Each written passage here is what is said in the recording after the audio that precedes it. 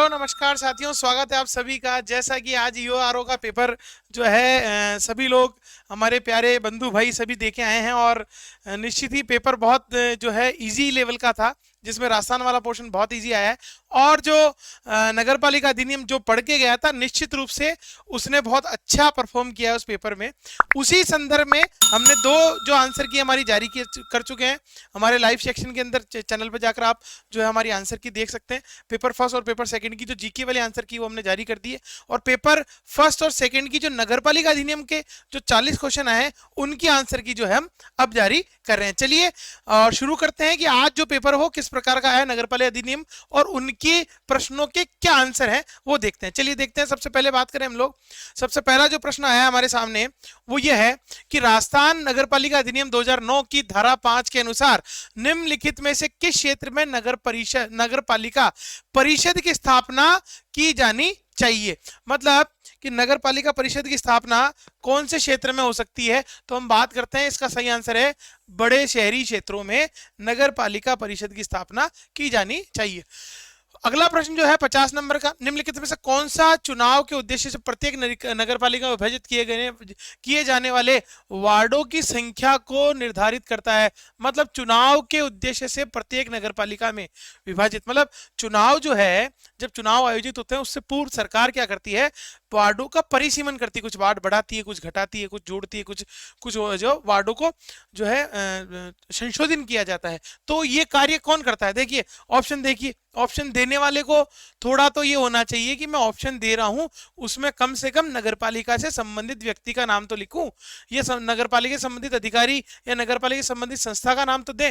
देखिए क्या दिया है, पहले दिया केंद्र सरकार। क्या आपको लगता है कि एक नगरपालिका के वार्डों के लिए केंद्र सरकार को कार्य करना पड़ेगा? तो ये बिल्कुल गलत आंसर है। भारत के राष्ट्रपति, ये तो बिल्कुल ही ऑप्शन डालना ही नहीं चाहिए कि क्या राष्ट्रपति आकर वार्डों का जो है संशोधन करेगा।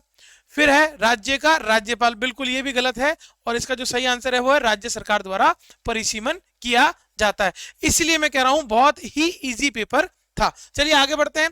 राजस्थान नगरपालिका अधिनियम 2009 के निम्नलिखित में से किस धारा के अंतर्गत अनुबंध, विनियम, पट्टा, अनुदान आदि नगरपालिका द्वारा संपत्ति के अर्जन के प्रावधान किए गए हैं? किस धारा के तहत? तो धारा 69 के तहत किए गए हैं। धारा 69 के तहत ये किया गया है। चलिए अगले प्रश्न की बात करें। अचल नगरपालिका संपत्तियों की सूची नक्शों की प्रतियां हर साल प्रत्येक नगरपालिका द्वारा निम्नलिखित में से किस कार्यालय में जमा करानी चाहिए। मतलब जितने भी अचल संपत्तियां हैं उनके नक्शे, उनके पट्टे आदि की जो प्रतियां होती है नगरपालिका प्रत्येक वर्ष कहाँ है जो जमा कराती है, तो वो कराती है स्थानीय निकायों के निदेशक जो होते हैं उनके कार्यालय में जमा करवाती है। बात करते हैं अगले प्रश्न की। अमेरिकी राष्ट्रपति जो बाइडेन द्वारा विश्व बैंक के अध्यक्ष के रूप में किसे नामित किया गया था? तो वो किया गया था अजय बंगा को। किसको किया गया था? अजय बंगा। 3 नंबर ऑप्शन जो है वो इसका सही आंसर है। चलिए आगे बढ़ते हैं। जनहित में तत्काल आवश्यक कार्यों के लिए निम्नलिखित में से कौन सा नगरपालिका निधि से अस्थायी भुगतान निष्पादित कर सकता है? मतलब ऐसा कौन है जो जनहित के कार्यों के लिए जो है नगरपालिका से अस्थायी भुगतान कर सकता है? तो वो है हमारा मुख्य नगरपालिका अधिकारी, जो ईओ जो हम बोलते हैं नगरपालिका का, वो जो है वो ये कार्य कर सकता है। बात करते हैं अगले प्रश्न की। नगरपालिका के आंतरिक राजस्व में निम्नलिखित में से किस स्रोत की प्राप्तियां शामिल नहीं होगी? मतलब कि नगरपालिका द्वारा जो प्राप्तियां ली जाती है, कर लगाए जाते हैं, तो इन 4 ऑप्शनों में से वो कौन से कर हैं जो शामिल नहीं होते हैं? तो बात करते हैं सबसे पहले कर की नगरपालिका द्वारा लगाए गए उपयोगकर्ता शुल्क, बिल्कुल ये शामिल होता है। दूसरा, नगरपालिका द्वारा लगाए गए शुल्क व जुर्माने, बिल्कुल नगरपालिका बहुत सारे क्षेत्रों में बहुत सारे कार्यों पर शुल्क लगाती है और जुर्माने भी लगाती है। आप लोगों ने देखा होगा अवैध रूप से जो रेजिडेंशियल प्लॉट्स होते हैं उन पर जब दुकानें या जो कमर्शियल एक्टिविटी होने लगती है तो सरकार जो है नगरपालिका द्वारा नगरपालिका क्षेत्र में जुर्माने लगाए जाते हैं। इसी प्रकार से अगला जो है उत्पाद शुल्क, ये जो है ये नगरपालिका नहीं लगाती। तो इसका सही आंसर क्या है? उत्पाद शुल्क, क्योंकि ये राज्य सरकार और केंद्र सरकार के अधीन आता है। नगरपालिका द्वारा लगाए गए कर, ये बिल्कुल इसके अधीन आते हैं। तो ये 3 तो इसके अधीन आते हैं और ये वाला नहीं आता, तो ये इसका आंसर हो गया। 3 नंबर जो है इसका सही आंसर हो गया उत्पाद शुल्क। अगले प्रश्न की बात करें हम लोग, तो राजस्थान नगरपालिका अधिनियम के अनुसार राज्य सरकार योजना के संचालन में आने वाली कितनी अवधि के भीतर नगर निकायों को संशोधित करने के लिए नगर पालिका को निर्देश दे सकती है? तो कितनी अवधि के लिए? तो वो है 10 वर्ष की अवधि के लिए। कितनी अवधि के लिए?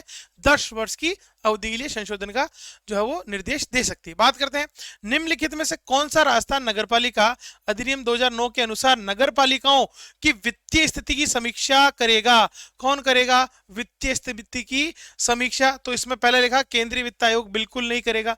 केंद्रीय वित्त आयोग यहां क्यों करेगा?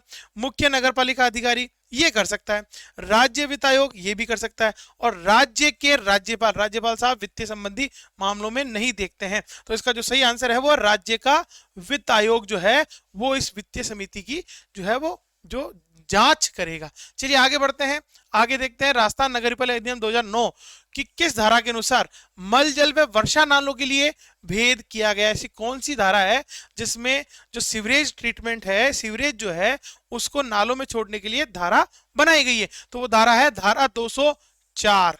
धारा 204 जो है इसका सही आंसर है। चलिए आगे बढ़ते हैं, राजस्थान नगरपालिका अधिनियम 2009 की धारा 311 के अंतर्गत नगरपालिका नियंत्रण और निम्नलिखित में से कौन सा प्रावधान किया गया है? मतलब नगरपालिका के नियंत्रण के लिए कौन सा प्रावधान किया गया है? पहला है नगरपालिका के आदेश आदि निष्पादन का निलंबित करने की शक्तियां बिल्कुल नहीं दी गई है। आपात स्थिति में मामलों का असाधारण शक्तियां ये भी नहीं दी गई है। स्थापना के रोजगार पे फिजूल खर्ची को रोकने के लिए सरकार की शक्ति ये भी नहीं है। और नगरपालिका कार्यालयों का निरीक्षण करने की शक्ति, ये इसका सही आंसर है। जो चौथा है वो इसका सही आंसर है धारा 311 के तहत। इस धारा में ये दिया गया है। चलिए आगे बढ़ते हैं अगले प्रश्न की ओर। चलिए राजस्थान नगरपालिका अधिनियम 2009 के अंतर्गत नगरपालिका में किसी अपराध के लिए अपराध होने के कितने समय के भीतर मुकदमा चला सकती है? तो वो 6 महीने के भीतर जो है मुकदमा चला सकती है। इसका सही आंसर क्या है? 6 महीने। चलिए आगे बढ़ते हैं, राजस्थान नगरपालिका नियम 1974 समान क्रय अनुबंध की धारा 3 के तहत किसी भी कार्य के संपादन होने वाले व्यय की राशि कितनी राशि से अधिक दर्ज की जाएगी जब तक कि राज्य सरकार द्वारा विविध निविदाएं आमंत्रित नहीं की जाती? तो इसका जो सही आंसर है वो 2000 रुपए है। इसका सही आंसर क्या है? 2000 रुपए की राशि। बात करते हैं राजस्थान नगरपालिका अधिनियम 2009 के अंतर्गत अनाधिकृत विकास या योजना के अनुरूप अन्यथा उपयोग हेतु क्या दंड या जुर्माना लगाया जा सकता है? तो इसका भी आंसर क्या है? 2000 रुपए का जुर्माना लगाया जा सकता है अगर योजना के अनुरूप उपयोग नहीं हो रहा था। बात करते हैं आगे, राजस्थान नगरपालिका अधिनियम 1974 के समान क्रय अनुबंध के तहत नगर निगम के मामलों में निगम के अलावा सबसे अधिक राशि स्वीकृत करने का प्राधिकार किसके पास है? मतलब कि नगर निगम के अलावा जो राशि स्वीकृत करता है वो कौन कर सकता है? तो वो है इसमें जो है वित्त समिति के पास। जो वित्त समिति बनी होती है, जो 6 समितियां बनी होती है, उन समितियों के पास जो है अधिकार होते हैं वित्त संबंधी मामलों के निस्तारण के या हम कहें खर्च करने के। चलिए आगे बढ़ते हैं, ये वाला मुख्य कार्यकारी अधिकारी इसका सही आंसर नहीं है। बात करते हैं राजस्थान नगरपालिका अधिनियम 1974 समान क्रय अनुबंध के अनुसार नगर परिषद के एक आयुक्त के पास निम्नलिखित में से कितनी राशि तक स्वीकृत करने का अधिकार है? तो वो आंसर है 2 लाख रुपए तक की राशि। किसी भी कार्य के लिए नगर पालिका का जो अधिशासी अधिकारी होता है, नगर परिषद का जो आयुक्त होता है, उसको 2 लाख तक की राशि स्वीकृत करने का अधिकार है। बात करते हैं राजस्थान सामान्य वित्त लेखा नियम समान क्रय अनुबंध के निम्नलिखित में से किस परिशिष्ट में निविदाओं के प्रपत्र और निविदाओं की शर्तें निर्धारित की गई है? तो ये की गई है परिशिष्ट 11 में। परिशिष्ट 11 में जो है निविदाओं के शर्तें दी गई है। नगर पालिका अधिनियम 1974 समान क्रय अनुबंध के अनुसार 1 लाख तक के व्यय के निर्माण करवाने हेतु सामग्रियों को क्रय व निविदा निमंत्रित करने के लिए निम्नलिखित में से कितनी समय सीमा दी गई है? मतलब 1 लाख रुपए तक जो समिति है, निविदाएं हैं, उनके लिए कितनी समय सीमा दी गई है? तो वो है 1 सप्ताह।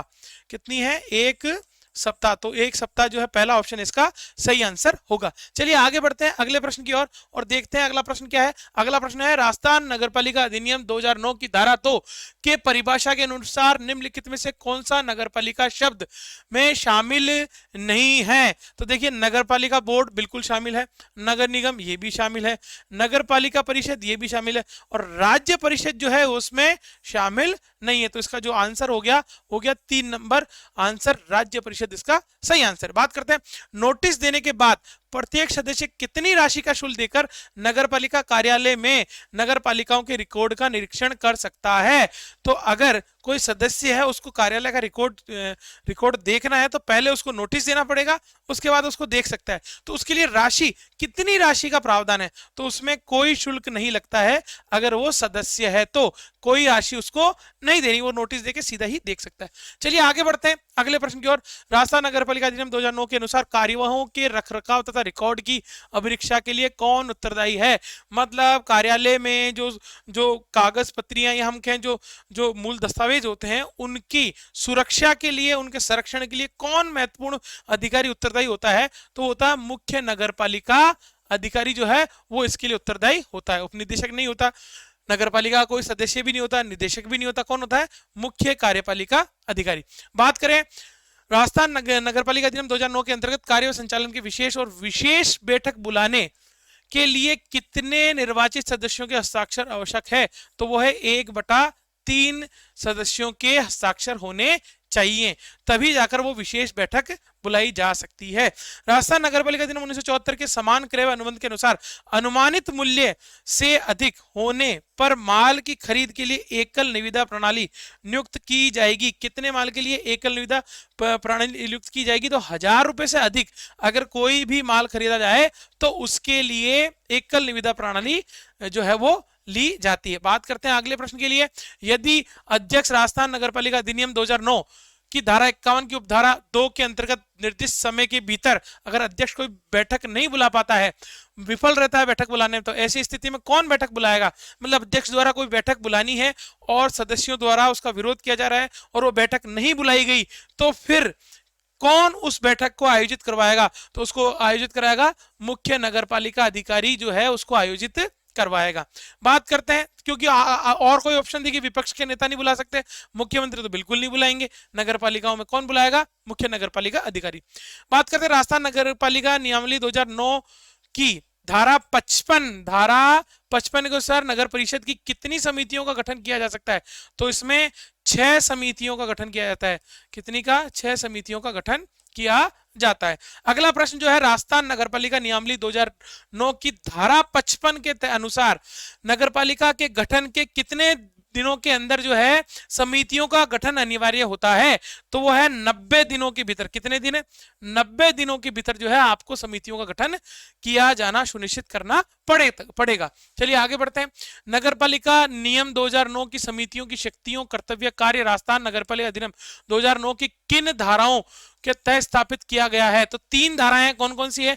एक तो है 55, एक है 61 और एक है 337। तो इसका सही आंसर हो गया सेकंड नंबर वाला, ये वाला 55, 61, 337।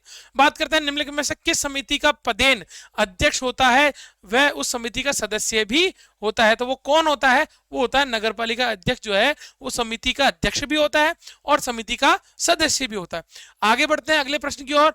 राजस्थान नगरपालिका अधिनियम 2009 के अंतर्गत नगरपालिकाओं के अनुबंध आदि में रुचि रखने वाले सदस्य, अधिकारी या कर्मचारी के लिए जुर्माना कितनी राशि तक बढ़ाया जा सकता है? मतलब कि कोई भी सदस्य, अधिकारी या कर्मचारी के लिए जो जुर्माना है, राशि कितनी बढ़ाई जा सकती है? तो ये राशि जो है वो 5000 तक बढ़ाई जा सकती है। बात करते हैं राजस्थान नगरपालिका नियम 2009 की समितियों की शक्तियों, कर्तव्यों, कार्य के अनुसार वार्ड समितियों के अन्य सदस्यों के लिए न्यूनतम आयु कितनी होनी चाहिए? मतलब वार्ड और समितियों के सदस्यों के लिए जो आयु है वो निर्धारित की गई है 25 साल। कितनी की गई है? 25। तो इसका सही आंसर हो गया 25 साल।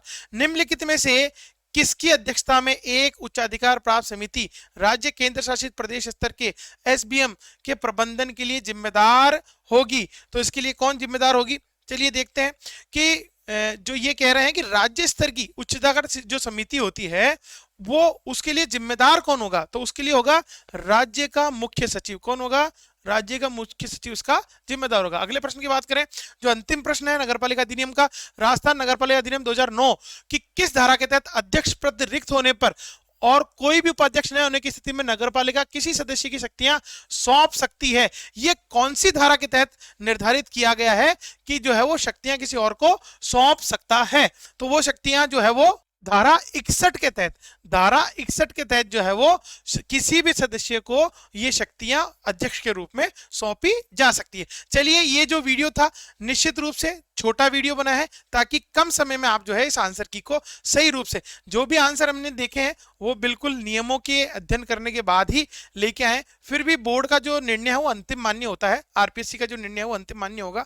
फिर भी ये जो पेपर है बहुत ही निम्न स्तर का है, निश्चित रूप से इसकी मेरिट जो ऊपर जाने वाली है। जो अच्छे विद्यार्थी थे जिन्होंने सीरियसली इसकी तैयारी की थी उनको बड़ा भारी नुकसान इसमें होने वाला है, क्योंकि पेपर निम्न स्तर का बना है। निश्चित ही आगे आने वाले जो एग्जाम है जिसमें आरएस है और एसआई है और एलडीसी जूनियर अकाउंटेंट आदि जो एग्जाम है उसके लिए आप ट्राई कर सकते हैं। फिर भी मेरा मानना यह है कि ये जो एग्जाम है बोर्ड या आरपीएससी जो है वो पेपर को इतना जो है निम्न स्तर का ना बनाए ताकि जो अच्छे तैयारी करने वाले विद्यार्थी उनको बड़ा भारी नुकसान हो जाए। तो आगे से आरपीएससी इन चीजों को ध्यान रखना चाहिए। चलिए, फिर भी हम लोग जो है जो भी पेपर हुआ है उसकी जो आंसर की है सेकंड शिफ्ट का जो नगरपालिका अधिनियम वाला पार्ट है उसकी भी आंसर की हम थोड़ी देर में आपके सामने प्रस्तुत करने वाले हैं। निश्चित ही आपको इस वीडियो में जो है बहुत सारी जानकारी प्राप्त हुई होगी।